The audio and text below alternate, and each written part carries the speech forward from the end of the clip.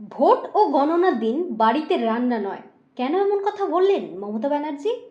পশ্চিমবঙ্গের রাজনৈতিক উত্তাপ যখন চরমে, ঠিক সেই সময় এক ভিন্ন বার্তা দিলেন মুখ্যমন্ত্রী মমতা ব্যানার্জি। তিনি জানান, ভোটের দিন এবং গণনার দিন বাড়িতে রান্না না করার পরামর্শ দিয়েছেন দলীয় কর্মী সমর্থকদের। মুখ্যমন্ত্রীর কথায় এই দুই দিন অত্যন্ত গুরুত্বপূর্ণ।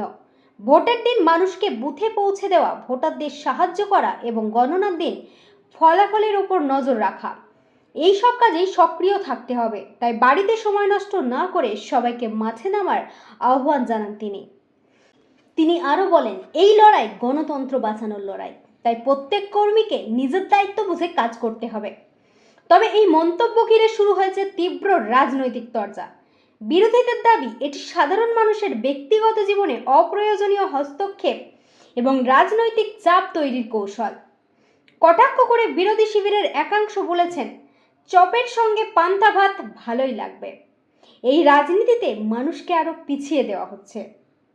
তাদের অভিযোগ, রাজ্যে কর্মসংস্থান বা উন্নয়নের বদলে এমন বার্তা দিয়ে সাধারণ মানুষের জীবনযাত্রার মান উন্নত করার প্রশ্ন থেকে নজর ঘোরানো হচ্ছে।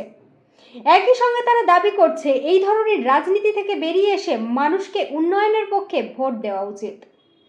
অন্যদিকে তৃণমূল কংগ্রেসের পক্ষ থেকে বলা হয়েছে, মুখ্যমন্ত্রীর বক্তব্যের উদ্দেশ্যে শুধুমাত্র সংগঠনকে আরও সক্রিয় করা এবং গণতান্ত্রিক প্রক্রিয়ায় সর্বোচ্চ অংশগ্রহণ নিশ্চিত করা।